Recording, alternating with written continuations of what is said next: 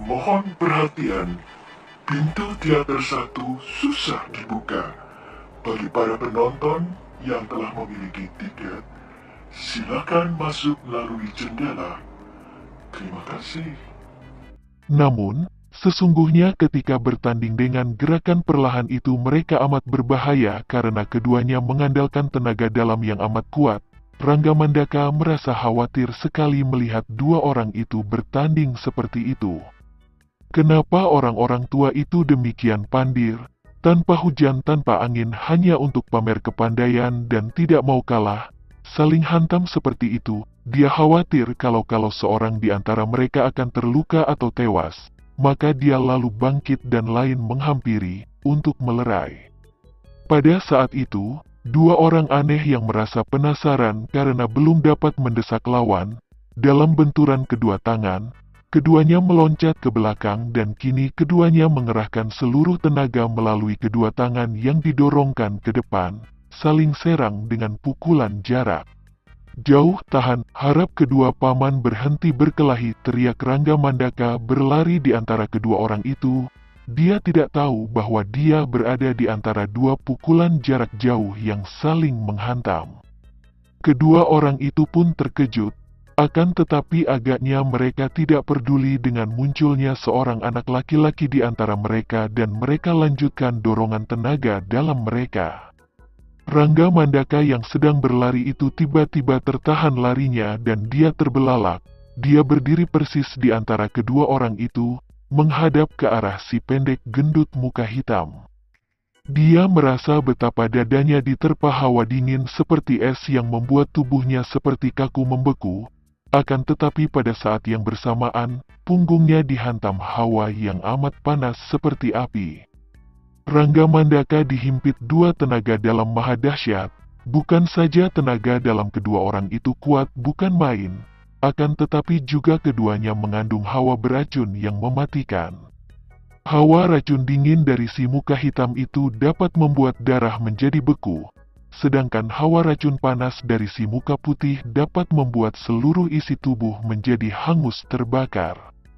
Seorang ahli kanuragan yang tangguh sekalipun tidak akan kuat menerima hantaman dari kedua pihak dengan tenaga dalam beracun seperti itu, apalagi tubuh Rangga Mandaka, anak berusia 5 tahun yang belum pernah belajar ilmu kanuragan sama sekali.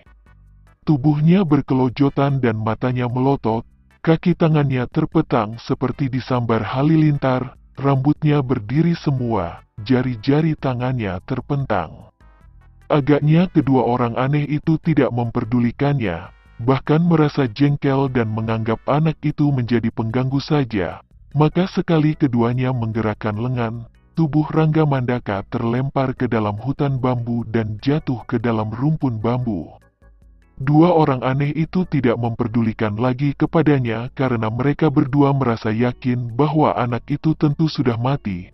Biar seorang ahli kanuragan tangguh sekalipun, sukar untuk dapat bertahan hidup terkena pukulan seorang saja dari mereka, apalagi anak kecil itu menerima pukulan dari mereka berdua. Mereka melanjutkan adu tenaga dan ternyata keduanya seimbang sampai akhirnya mereka berdua sama-sama lemas dan mengakhiri adu tenaga itu dan cepat duduk bersila untuk menghimpun tenaga. Kemudian mereka bangkit lagi. Muka hitam gendut, "Kau ternyata hebat," kata si muka putih. "Kau pun hebat muka putih, ternyata kita masih juga seimbang sekarang, maka biarlah kita menjadi seperti dahulu, tidak ada yang lebih tua, tidak ada yang lebih muda, tidak ada yang lebih kuat atau lebih lemah." Sahut si gendut tertawa bergelak, "Bagus, kalau begitu, mari kita bersama mencari rejeki," kata si muka putih. Mereka berdua lalu berkelebat dan tahu-tahu mereka sudah berada di atas perahu lagi yang diluncurkan cepat ke tengah sungai. Mereka sudah lupa lagi kepada anak yang menjadi korban adu tenaga mereka tadi. Dua orang itu memang bukan orang sembarangan. Belasan tahun yang lalu mereka terkenal sebagai datuk sesat hitam dan putih, sepasang datuk yang berilmu tinggi akan tetapi sesat. Akhirnya, para pendekar berwatak baik bangkit dan mereka itu terusir dari rimba persilatan. Kedua lalu merantau, seorang ke selatan, seorang ke utara, dan selama belasan tahun mereka bersembunyi sambil memperdalam ilmu mereka. Kini mereka telah turun kembali ke dunia ramai sebagai dua orang tokoh yang ilmu kepandaiannya hebat sekali. Yang gendut muka hitam berjuluk Datuk Sesat Hitam, sedangkan yang kurus kering muka putih berjuluk Datuk Sesat Putih. Rimba persilatan pasti akan menjadi gempar dengan turunnya dua orang datuk sesat ini dari tempat persembunyian mereka. Tubuh Rangga Mandaka bergerak-gerak, berkelojotan dalam sekarat. Anak berusia 5 tahun itu telah diserang pukulan ampuh dari depan dan belakang, dengan hawa beracun dingin dari depan dan hawa beracun panas dari belakang. Kalau saja dia terkena satu saja dari dua pukulan itu, tentu dia telah tewas seketika. Kalau terkena pukulan dingin saja, tentu semua darah di tubuhnya sudah membeku, atau kalau terkena pukulan panas saja, tubuhnya sudah hangus. Akan tetapi justru karena pukulan itu datang dari depan dan belakang, tubuhnya seperti terhimpit dua pukulan yang saling menolak. Hal ini membuat dia tidak sampai tewas seketika. Namun, hawa beracun panas dan dingin itu telah menyusup ke dalam tubuhnya, membuat tubuh itu berkelojotan dalam sekarat, mati tidak hidup pun enggan. Sejak lahir sampai mati, kita tidak dapat mengatur atau menguasai kehidupan kita sendiri. Kita dilahirkan begitu saja di luar kehendak kita.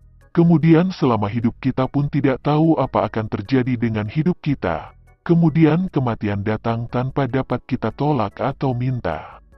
Mati atau hidup sepenuhnya berada di tangan Tuhan, dalam kekuasaannya. Kalau Tuhan menghendaki kita mati, tidak ada tempat persembunyian bagi kita untuk menghindarkan diri. Biar kita bersembunyi ke lubang semut, maut tetap akan datang menjemput.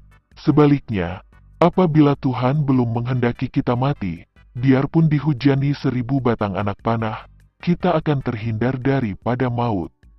Betapa banyaknya manusia, yang diakuinya maupun tidak, merasa takut akan kematian. Pada lahirnya boleh membual dan berlagak tidak takut mati, namun jauh di sebelah dalam, lubuk hatinya, dia merasa ngeri dan takut. Mengapa takut akan sesuatu sudah pasti terjadi, akan sesuatu yang tidak mungkin terelakkan lagi? Sesuatu yang akan menimpa setiap orang di dunia ini, tidak peduli tua ataupun muda, kaya ataupun miskin, pandai atau bodoh. Kenapa takut menghadap sesuatu yang tidak dapat kita ketahui keadaannya, sesuatu yang tidak kita kenal? Sesungguhnya, kita tidak mungkin takut kepada suatu keadaan yang tidak kita ketahui. Yang kita takuti adalah suatu keadaan yang kita ketahui melalui kepercayaan, dongeng dan penuturan tentang keadaan sesudah mati. Yang kita takuti adalah kenyataan bahwa kalau kita mati, kita meninggalkan semua yang kita sukai dan cintai. Meninggalkan harta benda, meninggalkan keluarga, meninggalkan segala macam kesenangan hidup di dunia ini. Berbahagialah orang yang menyerah kepada Tuhan secara menyeluruh, lahir batin, pasrah dengan penuh keikhlasan dan ketawakalan. Baginya, kematian bukanlah suatu akhiran, melainkan suatu kelanjutan daripada kehidupan di dunia ini, dan, baik hidup di dunia ataupun kelanjutannya yang dinamakan mati, selama kita menyerah kepada Tuhan, Sang Maha Pencipta yang menguasai dan memiliki seluruh alam beserta isinya, berarti yang memiliki dan menguasai diri kita, maka tidak ada rasa takut terhadap kehidupan maupun kematian. Menyerah kepada Tuhan sama sekali bukan berarti acuh, pasif, ataupun mandek. Sama sekali bukan, itu bukan pasrah namanya kalau kita hanya menyerahkan segalanya kepada Tuhan tanpa mau berusaha sesuatu. Tuhan telah melahirkan kita dengan alat yang paling sempurna dan lengkap, tangan kaki, hati akal pikiran, semua itu tentu untuk dimanfaatkan, dikerjakan sekuat kemampuan masing-masing, demi kesejahteraan hidup di dunia ini, demi kelangsungan hidup dan penjagaan diri. Bekerja itulah hidup, karena hidup berarti gerak, dan gerakan kita berarti bekerja. Namun semua pekerjaan, usaha dan ikhtiar kita itu dilandasi kepasrahan mutlak kepada Tuhan, karena hanya Tuhan yang dapat menentukan apa yang akan kita alami dalam kehidupan ini maupun dalam kelanjutannya setelah kita meninggalkan dunia. Kalau sudah begitu, apalagi yang perlu ditakuti? Adakah yang lebih membahagiakan bagi setetes air daripada kembali ke samudera tempat dia berasal? Demikianlah pula dengan Rangga Mandaka yang tubuhnya nyangkut di antara rebung bambu di rumpun itu. Tubuhnya berkelojotan, kaki tangannya bergerak-gerak tanpa disadarinya. Kaki kanannya menendang seekor ular yang sedang melingkar di rumpun bambu itu. Ular itu adalah seekor ular senduk kepala putih yang amat berbisa. Karena tertendang kaki yang berkelojotan, ular itu menjadi marah dan lehernya mekar. Mulutnya mendesis, lalu leher itu terangkat tinggi. Matanya mencorong mengikuti gerakan kaki yang masih menendang-nendang. Mungkin dia mengira bahwa kaki itu sengaja hendak menyerangnya. Maka tiba-tiba saja kepalanya bergerak, dan pada detik lain, moncongnya telah menggigit betis Rangga Mandaka yang kiri. Kap, gigi-gigi kecil runcing terhunjam di dalam daging betis itu dan liur beracun memasuki jalan darah di betis Rangga Mandaka. Akan tetapi ular itu menggeliat-geliat, tidak dapat melepaskan lagi moncongnya dan hanya sebentar dia mengeliat lalu tak bergerak, mati dengan gigi masih menancap ke dalam betis Rangga Mandaka. Kini terjadi perubahan pada tubuh Rangga Mandaka. Kaki tangannya tidak berkelojotan lagi, melainkan terdiam dan dia pun rebah di antara rebung bambu, menggeletak miring dan sama sekali tidak bergerak-gerak lagi. Matikah dia seperti ular senduk itu?